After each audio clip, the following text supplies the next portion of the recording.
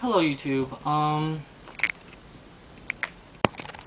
This video is for those of you who have taken time to do what I asked you to do in the last video, which is make sure this is what you want, number one, and give yourself a day to think about it. If you're giving yourself to think about it, then great. You're moving on to dedication. This is my first video in part one of the dedication. Now, the reason I'm doing it in parts is because there are 3 parts to this. Number one is your altar and getting it set up. Number two is planning and process, meaning the incantation, the circle, and everything else. And part number 3 is your ritual jewelry. Okay? Now, your altar. All you're going to need for this dedication ceremony is a representation of earth, a representation of air, a representation of fire, and one of water. Okay? And you're going to need a god representation and a goddess. For fire, you can have a candle. You can have an incense. If you happen to have some lava rock, you can have some lava rock. I think that's about it for fire for now. For air, you can have a flower. You can have a feather. You can have an incense for air too. I think that's about it for that. For earth, you can have some essential oils, stones. You can have a lot for earth. You can actually have some earth, like some dirt. You can have a non-man-made stone, as in don't get a man-made stone. Leaves, sticks, twig, whatever. For water, seashell. I'm looking at my altar in case you weren't like noticing. Yeah, man, let me show you my altar. Hold on. Okay, in my get to know me video, I showed you my altar. Now to explain. Hold on. Okay, to explain my altar a little bit. This inner ring here is my actual altar. As in, that's my air, fire, water, and earth. Okay, but all around it, I have other things. Like this is for earth. That's water,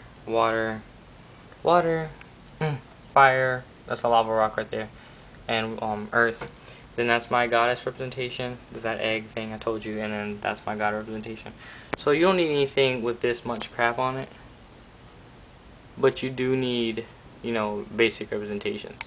Okay. Now, but please do try to be aware. The things you use in this dedication ritual should be the things you use on your altar afterwards. You shouldn't have to change. You should be able to take those things right after your dedication ritual and put them on an altar somewhere where you can keep it. If you're like I am and you can't really be as open, that, I just call it like a nature shrine, you know, no one really cares. But if you can't even do that, you should have little things so they can sit somewhere in a corner or something, sit in the back of your closet, because you want to have an altar. After this, you really want to have an altar. It's getting to the point where you're being serious about it, so you want to have all the basics. Basic tools and an altar at least. Your dedication jewelry, I'm just going to tell you now. I said you don't need to have, I don't require you to have really anything from my videos except for the basic stuff, like you saw in my last video. But I do need you to have, you're going to need a piece of dedication jewelry. It doesn't have to be this. It can be this. It can be this. It can be this. It can be this. It can be this. Something you use in your dedication ritual and signify that you're going to wear it all the time in recognition of the craft, okay? It doesn't have to be Wicca paraphernalia, okay? Because I know some parents don't appreciate it. My parents don't appreciate it. I don't wear this in the house. I only wear it in the privacy of my room when they're not home, so. Yeah, that's pretty much all you're going to need.